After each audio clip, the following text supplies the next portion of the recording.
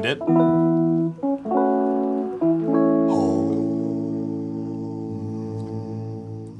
The Try Guys. That's our theme song.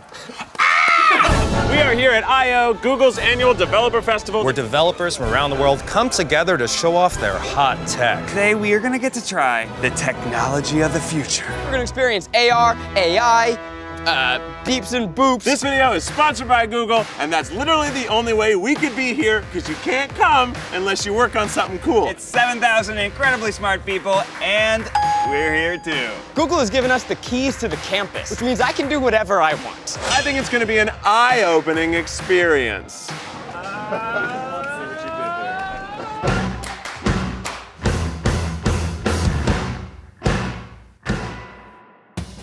My name is Marvin Chow, and I run consumer marketing at Google. So you're looking for people here to have an eye-opening experience. And Google I/O is basically a festival about the positive effects of technology. It's everything from experiments to new ways to look at technology we hope to bring to all the developers around the world. I heard this is the hottest festival ticket in the tech circuit. Personally, I'm trying to use this technology to make myself more beautiful.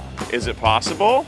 Maybe. I went through like a brief programming phase, so I've made some graphing calculator games. I'm here for two things today, fun and free stuff. I'm gonna come home today with at least 3 computers. So we're here to explore future technologies. What kind of future tech can we see? You hear a lot about augmented reality, you hear about virtual reality, right? Like, augmented reality is literally placing digital objects in the world. Like putting a face filter on your face, like that's augmented reality. But it's going even further than that, like getting really close to animals. Today, we introduced this feature called AR and Search. So you may have all seen a great white shark in the movies, but what does it actually look like up close? So let's go ahead, search for great white shark on Google. As you scroll through, you get information on the knowledge panel, facts, but also see the shark in 3D directly from the knowledge panel. So imagine like a kid is like, oh, I wish I knew how big a tiger was, right? You can show them a picture of it, but it's gonna seem super tiny.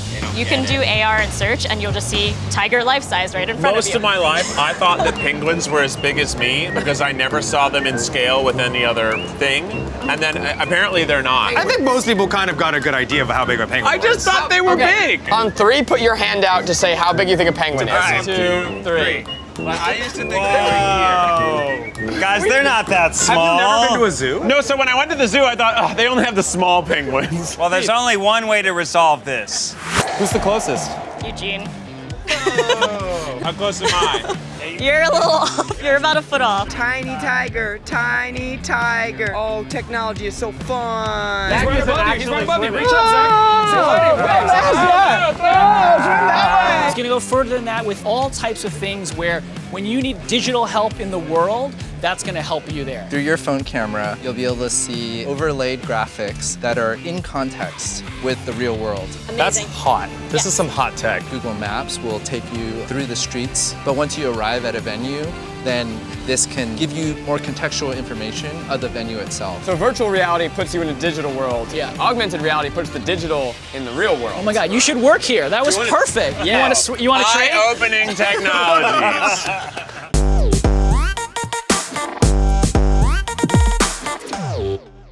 So Google Lens is a computer vision technology we have which allows us to understand things that we see through the camera on your phone. I think a great thing we launched today was menu mode on Google Lens. Say you're at a restaurant trying to figure out what to order. You can simply point your camera. Lens automatically highlights the popular dishes at this restaurant. How does it know what the best things on the menu are? So it uses data from Google Maps. So using people's reviews, it will be able to pick out which one's most popular. So I wouldn't have to eat everything on the menu to know what's best. No.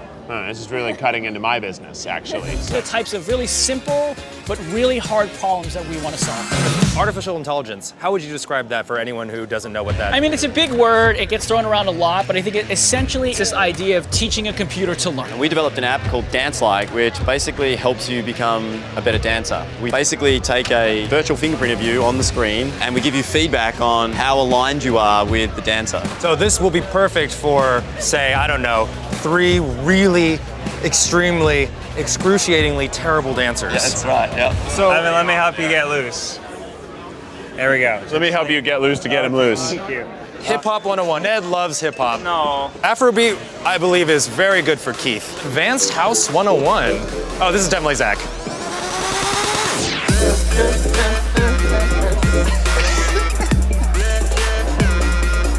It's you doing the dance. Yeah. So what we're doing is we're trying to give you a very good instruction based on a body part identification.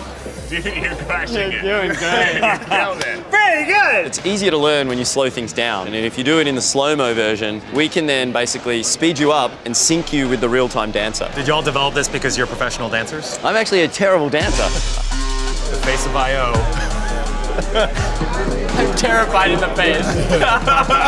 Technology is fun. Nice. I felt really good about that. I thought Amazing. that I nailed it. AI is basically like a 3 or 4-year-old. I have 2 daughters, 7 and 5, and I think if anyone has kids, it's like teaching a kid to learn. You start to teach them how to read, learn letters, simple sentences. We're kind of at that stage. We've developed a machine learning model that allows you to use your hand to create a character that will appear on the screen and then interact with the rest of the characters. So they're like shadow puppets that become more than that? That's right. If I just make one of these shapes like the horse. Oh my God! My hands! There he goes. Wow. Wow. So what you're saying is the character that's already there, the man, someone already created him and he's just in the story now? That's right. So what we like is to sort of think about how we can use artificial intelligence to kind of recreate old traditional art forms. Am I a man or a woman? Wait, profile. Oh, you are a...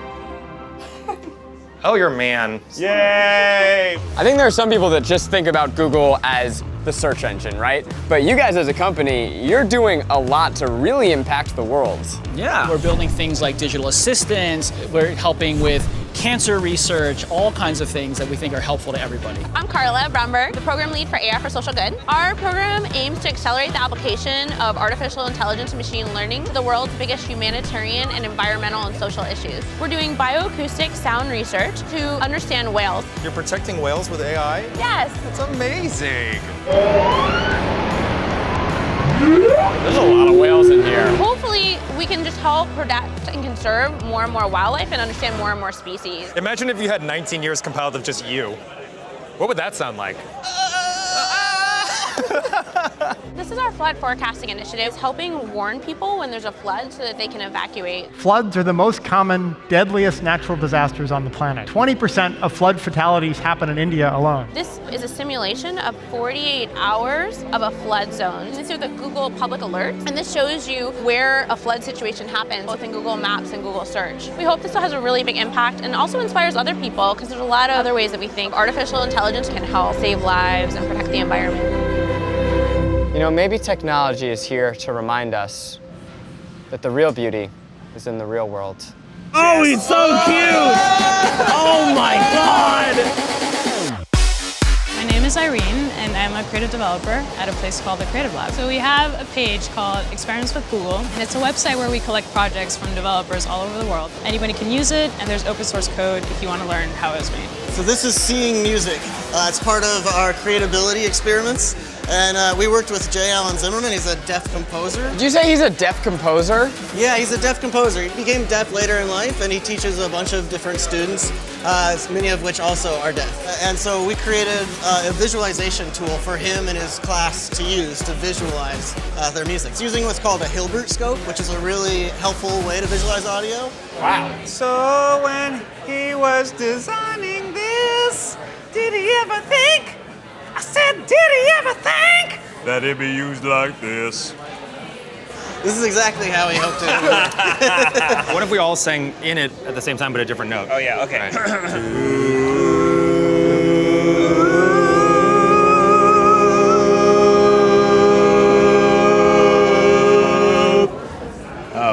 Oh man. Well, that sounded the best we've ever sounded. That sounded really nice. Wow. We should join the Google Acapella group. If they had one, I'd put it in the video right now.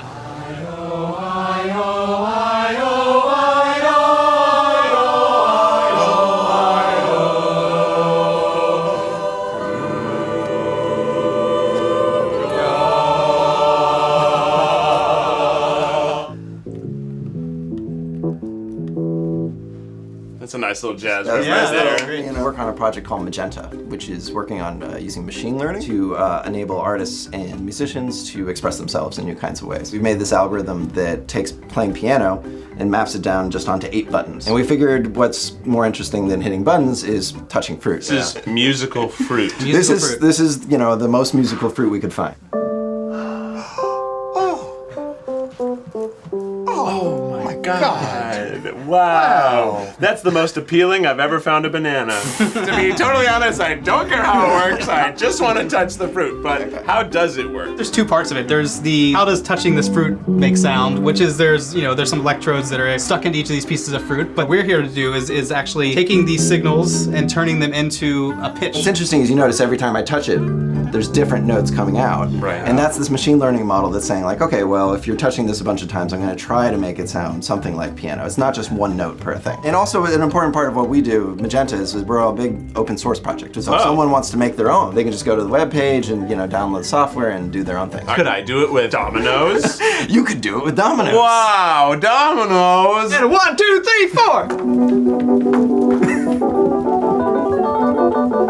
Have you had this many men touching the fruit at once? Never. Never. Cool. At the end of the day, I learned a lot at Google. I saw technologies that wowed me, technologies that shocked me. What really left the biggest impact on me was the people. And at the end of the summer, the world hadn't changed. I'd changed. Thanks, Google I.O., for showing me all the wonders of the world. It's so beautiful. We have one more thing left. At night, this place gets turned. We're gonna play around in neon lights, and I'm gonna get as much free stuff as possible. Let's party. Vegan ice cream for me included! Yes! Thanks again to Google for sponsoring this video, but also thanks for making the world cooler. I know I made a lot of jokes about this being an eye-opening experience, but it really was. I got to have my face be stupid. There were animals next to me that weren't really there. The fact that we got to learn about technology that is saving the whales or helping prevent floods, that's amazing. All of you watching at home who found us through a search engine, all of that was discussed probably 5 or 10 years prior at something like this. Since the beginning of Google, we have been a company that's dedicated to really helping people. Our real hope is that, the interactions and the people that the developers meet, they spawn new projects and new ideas that are going to be super helpful in the future. After today, I can confidently say the world's hottest festival is Google I.O. Thanks, Google! That was truly an eye-opening experience. They're not going to make that the tagline. Well,